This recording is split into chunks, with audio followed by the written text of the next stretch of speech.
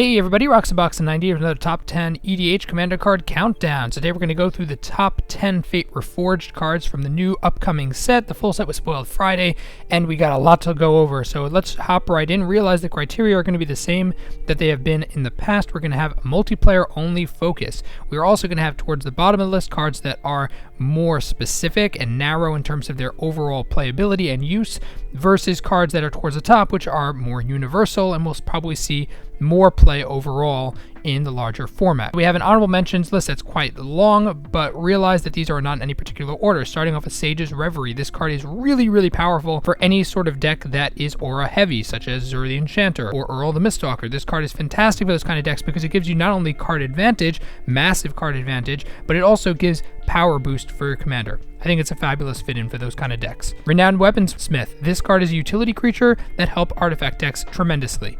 Very cheap, huge mana ramp. He's effectively a mini Soul Ring. And yeah, his second ability is completely irrelevant, but who cares? This is mostly what he's being used. Merciless Executioner. This guy's literally just a reprint of Fleshbag Marauder, but that card is a commander staple and sees lots of play. Of course, he will too. Ghastly Conscription. This card is very narrow. I think there will be some kind of decks that mess around with Manifest and Morph. I think it's a great mechanic and has a lot of potential for commander shenanigans, especially in multiplayer. And this card, of course, is the ultimate. It takes out a graveyard and it gives you a huge number of Manifests, which I think is pretty good. Dark Deal. This card is kind of it's a mini Windfall for black, but it's really not as good as Windfall. That being said, it still is powerful, and I think certain decks, such as Nekusar decks, may want to take advantage of it. Then we have the different legendary cycle, which is the tricolor legendary cycle. Realize because of the hybrid mana symbols on them that you're going to be forced to run them in 3 or more color decks, which in and of themselves is a massive limitation, but also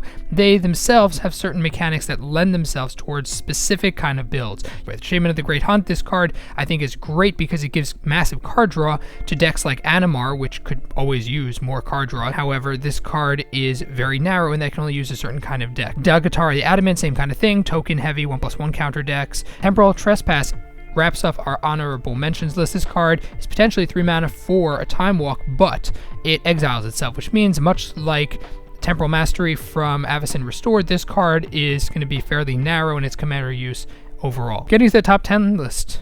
We'll start off with number 10, Rare Dragon Cycle, and this is pretty much all of them because they are all really well designed cards, and of course we'll have splashes in Limited and potentially in Standard if Dragon Tribal becomes a thing, but to realize that they are very narrow, they are really only super powerful in Dragon Tribal style builds. Silumgar, for example, is fantastic in Scion of the Ur Dragon. The only Hexproof Dragon gives it exactly what it needs, but its ability is not particularly powerful for a commander. Ojutai is kind of the same way. You need to have lots and lots of dragons to make it worthwhile. Kalugan, Storm's Fury, can potentially be good in aggro, but again, so much more powerful in dragon-focused decks. Dromoka the Eternal, same sort of thing. Being able to bolster constantly with tons of dragons is way more powerful than just himself. And Atarka, the World Render, is absolutely insane. Huge finisher for Dragon Tribal, but in of itself, it's kind of a big, bland, flying dragon. Number 9, we have Arcbond. This card, I think, has a lot of potential because it relies on a fairly narrow situation, but can potentially act like a Blasphemous Act, for example, that it can wipe out the field, do tremendous damage, and it's really nice, a really nice reflector card, one of the best that you can have in Commander. That being said, it is very narrow in its use and requires certain situations to be the most powerful and at its best, and I think that makes it a little bit narrow in terms of how many people want to use it. And Form is number 8. This card, I like it a lot. A lot of people didn't like it. I think it's great. An instant speed clone that also bounces the potentially most powerful creature on the field. I like it. You can do it before your turn, and then you have access to a creature. Most clones are creatures themselves and can't necessarily be played at instant speed, and most clone type spells like Rite of Replication require sorcery speed.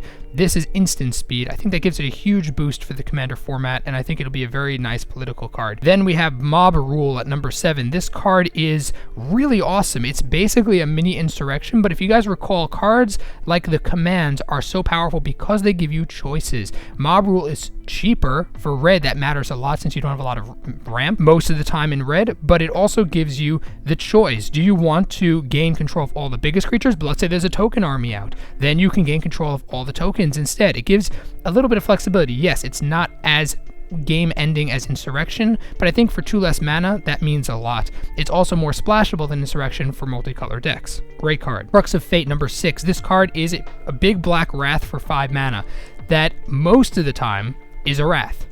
Seems decent to me. Seems pretty good. I mean, Wraths, we have lots of Wraths in black, but 5 mana Wraths, not so common. So for mono black decks, you're going to love this. Decks that have multiple Wraths that want cheaper things than Damnation, which is very expensive, they are going to have this as an option. I think it's going to be seeing a lot of play in Commander, and especially if Dragon Trial becomes more of a thing, it'll be potentially that much more political and powerful. Then we have Archfiend of Depravity at number 5. This card is really strong, and I think one of those cards that hits the field and suddenly is the huge target. Still, it's going to see some play because you can work with a political aspect. It really shuts down creature-heavy decks, which for control decks means you're going to have some people on your side, and it still leaves 2 creatures alive. That makes a difference for decks that want to have only a couple of creatures in field at any given time. Other decks that require a lot more are going to suffer painfully. Really powerful 5/4 flyer for 5 that gives you long-term board control, and it doesn't affect you. Big target, big power, going to see a lot of play. Number 4, Reality Shift. I love this card for Commander. Blue rarely has this kind of pure shutdown removal. 2 mana, exile a creature, flat. You have Path to Exile, you have Swords of Plowshares in white. Different colors have different options that allow like straight up exile. Blue, very, very rare. And its side effect that its controller manifests the top card. Realize we have a 100 card deck, or 99 cards if your commander's not included. Then, in that deck, you only have 30-something creatures. That is incredibly low odd for this card to turn over a creature. Returns if it makes it manifest land or it manifests as a non-creature spell, well, you just exiled for free. So I think that it's overall really strong and can be seeing lots of play in lots of decks. Very flexible, very good removal spell. Number 3, we have the Sieges. Yes, they're not all equal, but I do think these cards have a lot of versatility, and that matters a lot in multiplayer Commander. Being able to have multiple options that you can, once played, then have for a continuing time is very, very important. Number 2, we have Abzan Beastmaster. This card, as I mentioned already in my spoilers, and I'm probably going to mention it again in my limited pre-release set review, notice about this guy. Every turn, you draw a card if you have the greatest toughness in creature. This is huge. Green almost always has huge creatures, or big effective creatures, which means most of the time, this guy lands, you're going to be able to draw cards. Green needs consistent card draw. Yes, it's a little bit of a double-edged sword, but most of the time this card is going to be incredibly effective and be exactly what green usually doesn't have, which is consistent long-term card draw. Amazingly powerful utility card, and uncommon at that. Shamanic Revelation I considered for this spot, but really it's just a reprint or a more effective printing of other cards that we've seen before, so I didn't think it was worth mentioning in this sense. And number 1, Yeah, you guys know. It's Ugin the Spirit Drag. This is the dream of a Commander player. 8 for a 7 loyalty Planeswalker who can remove utility creature, can get in the last bit of damage, can politically mess around with damage, can exile colored permanents, which is huge in terms of just being a Wrath. Sure, for most decks, colorless decks, this card is even way better. But pretend that you're not playing colorless, it's effectively an exile Wrath effect that leaves you with a Planeswalker. -10, yeah, basically, you don't have to penalize anyone. Nicol Bolas' biggest problem is that you have to pick a single player to do his ability to. Ugin, you don't. It just happens to you. It's all goodness. So you're not going to be someone's hated enemy for the rest of the game. Overall, this card is colorless, fits into any deck that wants to run him. Abilities are all great. There's not much more to say. You guys get it. He is fantastic for Commander. Besides the fact his art is glorious and foils are going to be incredibly hard to get.